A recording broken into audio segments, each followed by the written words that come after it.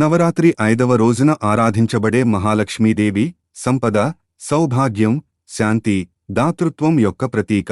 సముద్ర మథనం నుండి అవతరించి భూలోకానికి ఐశ్వర్యాన్ని ప్రసాదించిన తల్లిగా ఆమెను స్మరించాలి.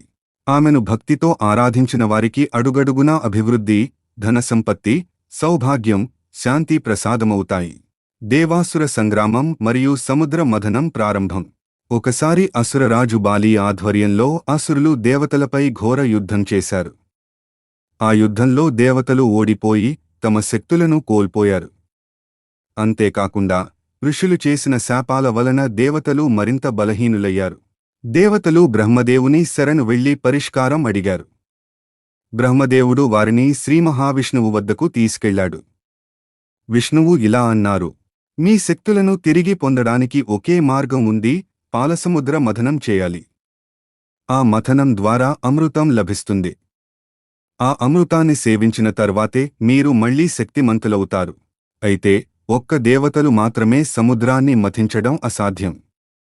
కాబట్టి వారు అసురులను కూడా భాగస్వాములుగా చేసుకున్నారు. మందర పర్వతాన్ని మథనదండంగా చేశారు.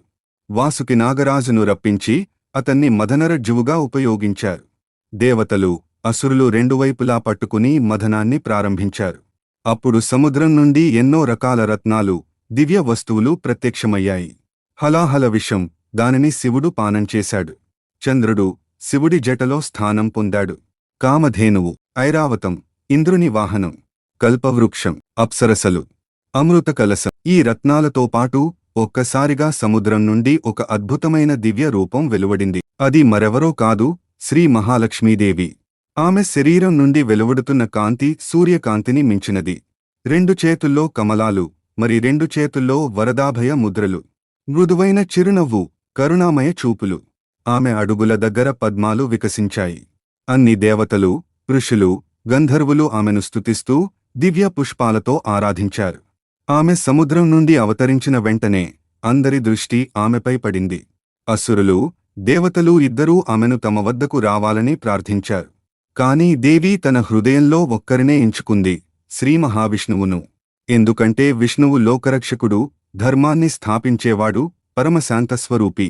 అలా మహాలక్ష్మీదేవి విష్ణువుతో కలసి సకల లోకాలకు సంపద, ఐశ్వర్యం, సౌభాగ్యం ప్రసాదించే తల్లిగా స్థిరమయ్యారు. సంపదాధికారిణి, ధనం, ధాన్యం, రత్నాలు, సౌఖ్యాలు అన్నీ మహాలక్ష్మి అనుగ్రహంతోనే లభిస్తాయి. సౌభాగ్యప్రదాత, ఆమె అనుగ్రహం ఉంటే గృహంలో శాంతి, సౌఖ్యం నిలుస్తాయి. సంపదను కేవలం భోగాల కోసం వాడితే అది శాశ్వతం కాదు. ధర్మార్థం, సేవార్థం సంపదను వినియోగిస్తే మాత్రమే నిజమైన లక్ష్మీ అనుగ్రహం నిలుస్తుంది.